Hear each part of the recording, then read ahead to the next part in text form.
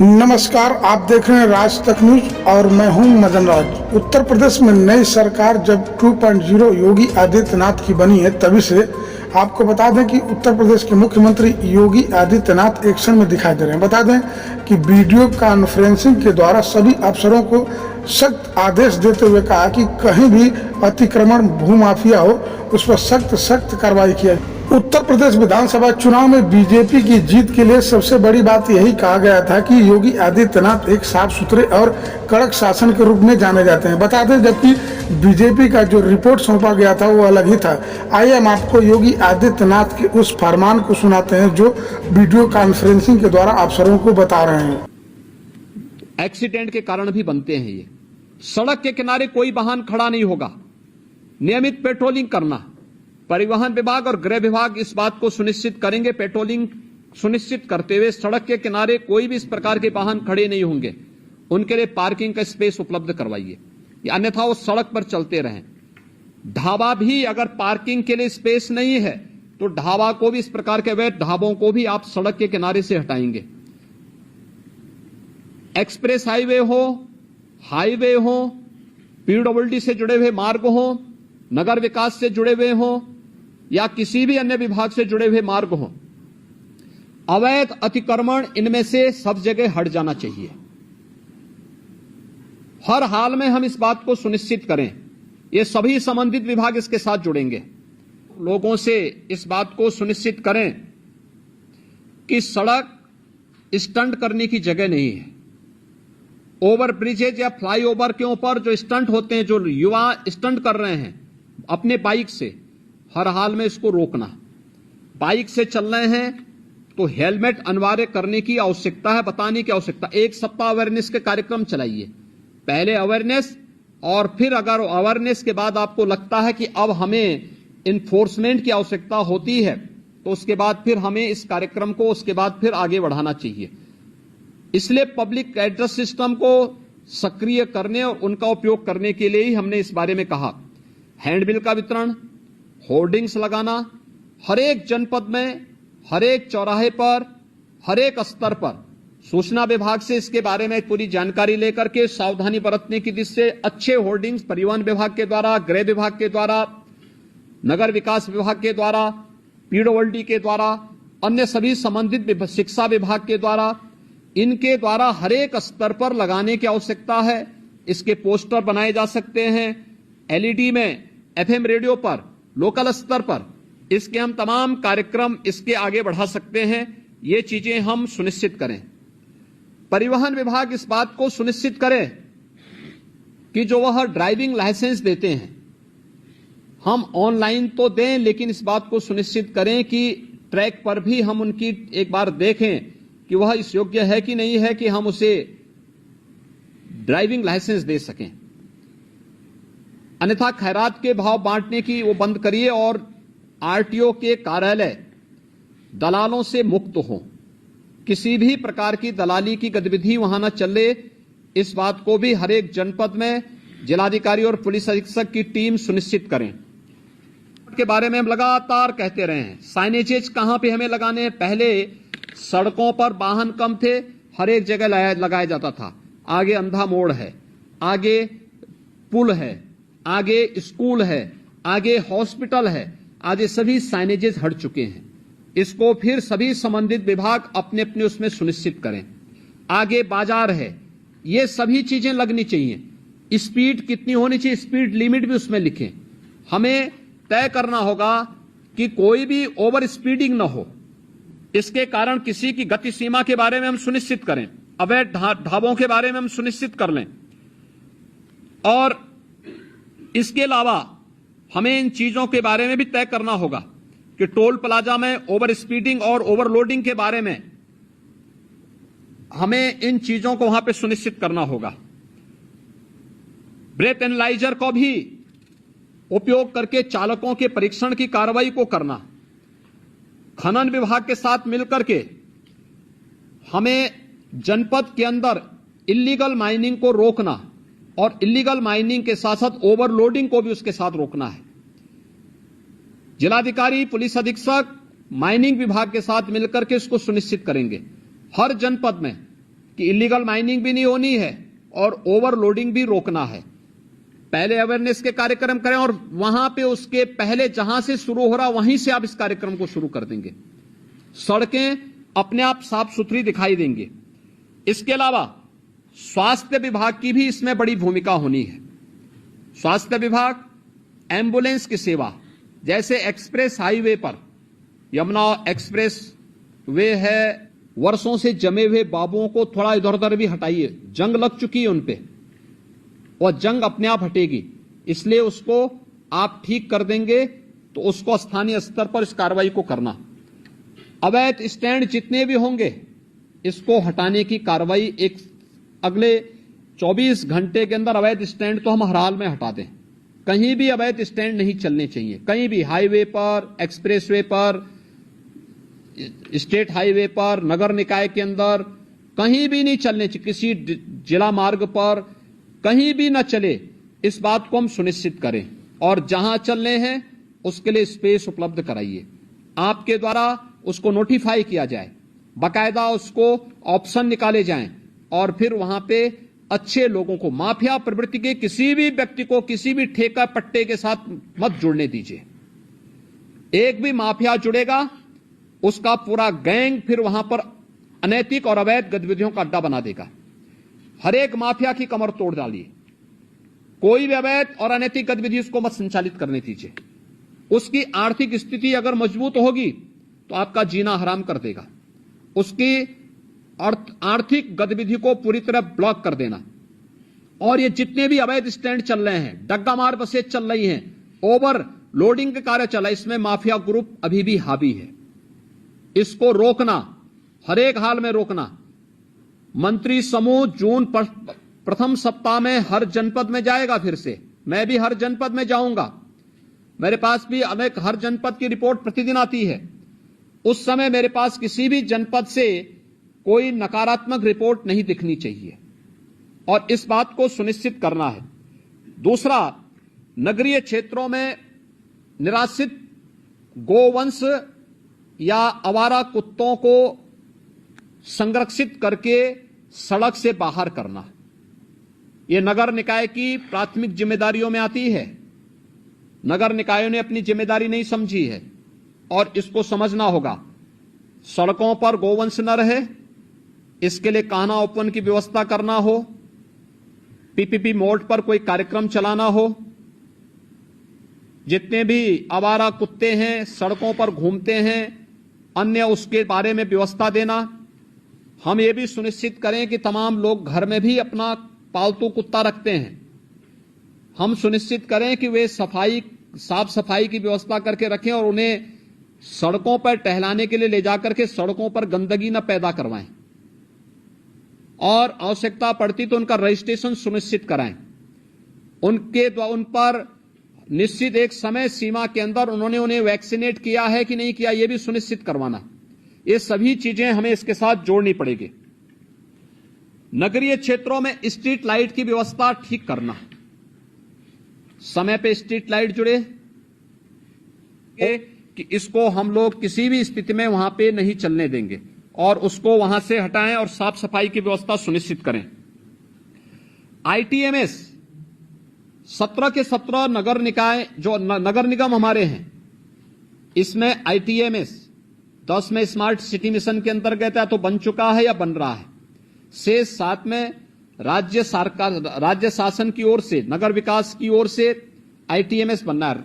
ITMS को safe city के साथ जोड़ना, गृह विभाग के साथ जोड़ना और सभी नगर 17 के 17 नगर निगमों के साथ साथ नोएडा, ग्रेटर नोएडा में भी हम इसको सुनिश्चित करवा लें कि इसको हम सेफ सिटी के साथ जोड़ेंगे और सेफ सिटी मिशन के अंतर्गत हम इस कार्यक्रम को आगे बढ़ाएंगे। हम जो सिटी के अंदर होर्डिंग लगाते हैं, बेतरतीब होर्डिंग बंद करवाइए।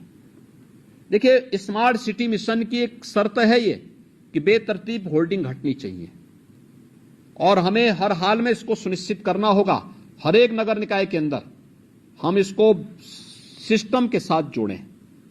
हम वहां पर इस बात को सुनिश्चित करें कि कहां पे हमारी होर्डिंग लगनी है, कहां पे हम लोग उसको स्क्रीन के साथ जोड़ सकते हैं, कहां पर हम उसको अन्य उसके साथ जोड़ सकते हैं जिससे नगर के अंदर घुसते ही अच्छा दिखाई दे। कोई भी नगर निकाय ऐसा होना चाहिए जो आपका वहां की स्वच्छता ही वहां का पहला प्रतीक बन जाए। नगर निकाय के कार्यालय, वहां का भवन उस पूरे नगर निकाय के बारे में एक जानकारी दे सके, इसलिए उस पर ध्यान देना। उन वहां को जोड़ने वाली सड़कों को ठीक रखना, उसके सुंदरीकरण की प्लानिंग करना, उसको बेहतर तरीके से आगे बढ़ाना, जेब्रा क्रॉसिंग के निर्माण की कार्रवाई को सुनिश्चित करना है। पूरे स्टेट के अंदर हमें सुनिश्चित करें और खासतौर पर नगर निकाय के अंदर उससे जुड़े हुए अन्य मार्गों पर भी कि जो हमारे स्पीड ब्रेकर बनते हैं सड़कों पर, ये कमर तोड़ू न बनाए, ये टेबल टॉप स्पीड ब्रेकर बने।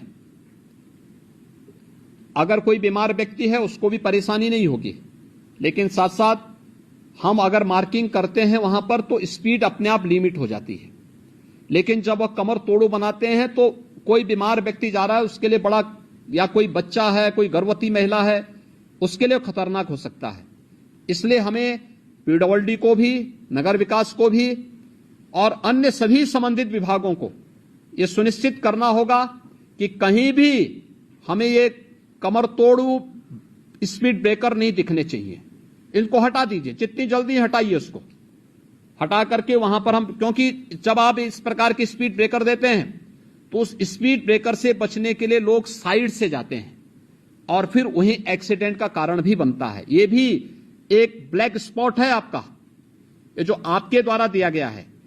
यानी ब्लैक स्पॉट केवल सड़क इंजीनियरिंग की खराब स्थिति का मुख्य कारण नहीं होता है, ब्लैक स्पॉट का कारण एक गलत स्पीड ब्रेकर भी होता है।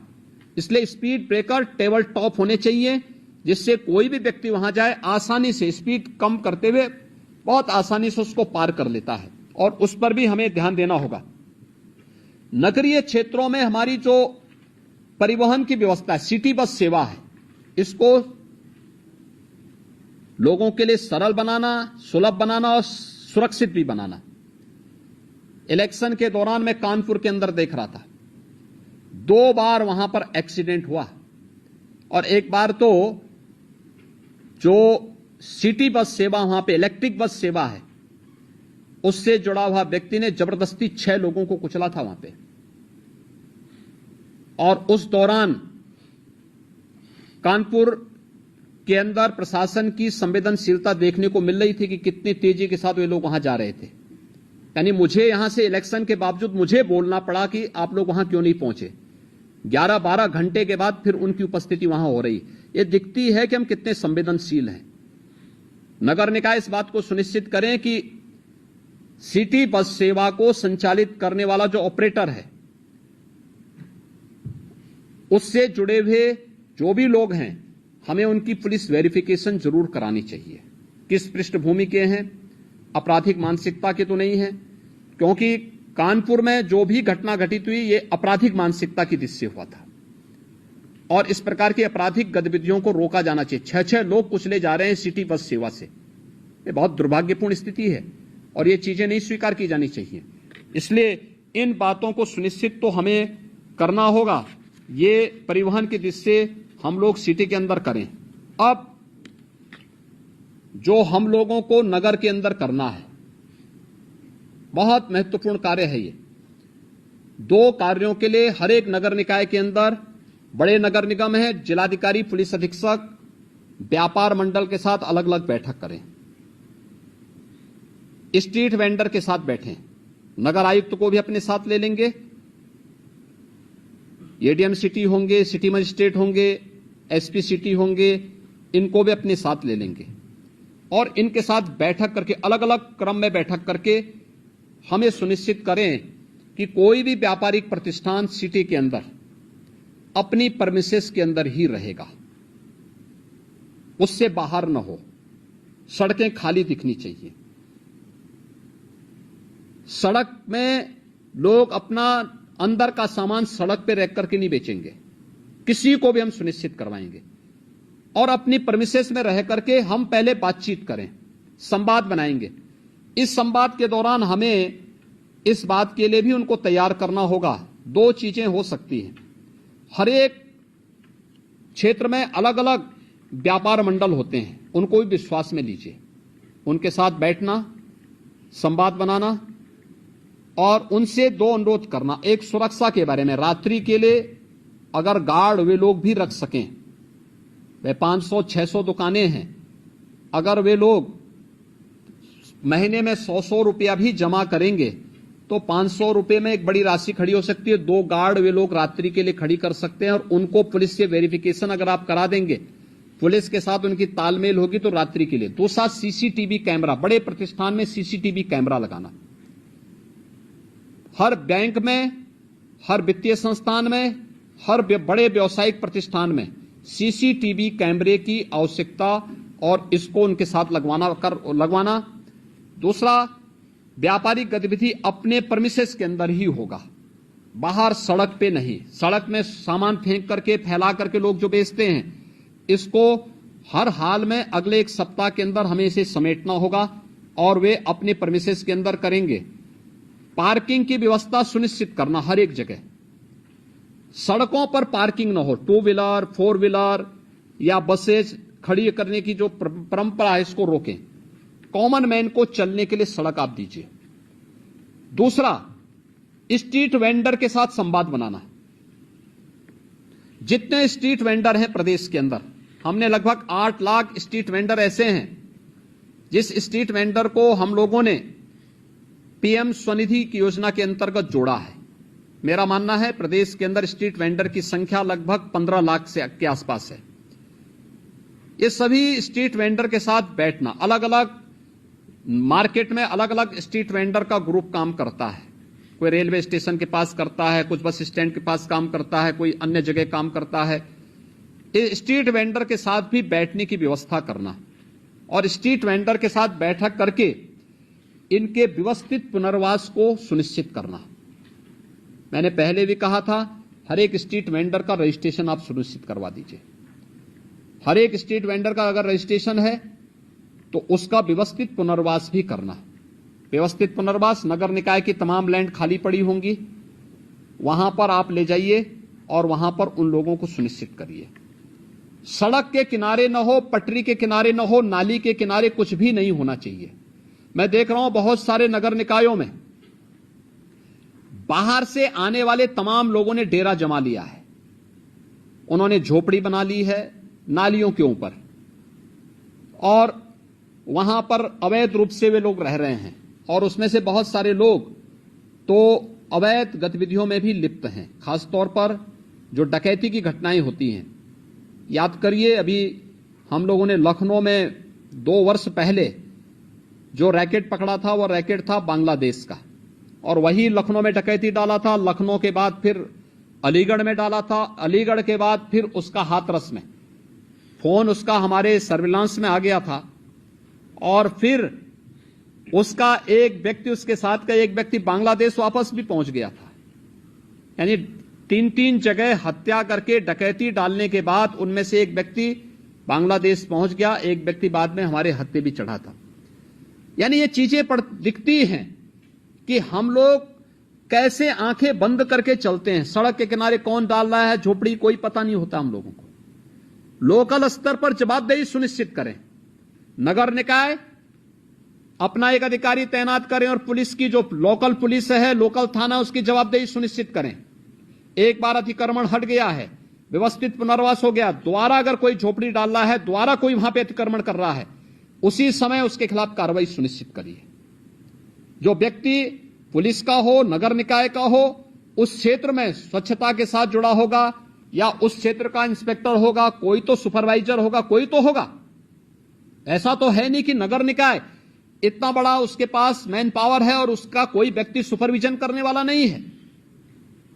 यह हम सुनिश्चित करें कि कोई भी व्यक्ति फिर से वहां पर वो न करने पाए। ये अवैध गतिविधियों का केंद्र बिंदु नगर निकाय के किनारे, सड़क के किनारे झोपड़ी डाल करके दिन भर वहां पर लोग अपनी तमाम गतिविधियों को संचालित कर रहे हैं, ये कतई नहीं हो सकता।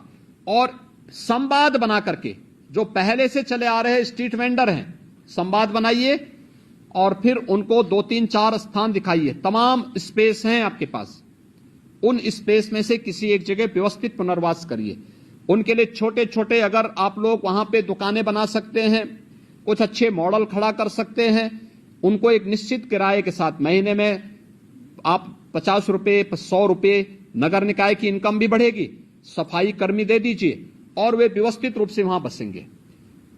सब्जी मंडी है या कोई भी इस प्रकार की मंडी है, उसको भी व्यवस्थित रूप से करना, सफाई के साथ जोड़ना, एक सिस्टम के साथ जोड़ना, अपनी परमिसेस में ही उसकी अनुमति देना। कहीं ट्रांसपोर्ट नगर है, ट्रांसपोर्ट नगर जहां है वहीं से ट्रांसपोर्ट की गतिविधि हो। सिटी के अंदर कब आना है, कब उन्हें अपलोड करना है, कब डाउनलोड करना है, इन सभी चीजों को एक निश्चय उसके साथ आप बना करके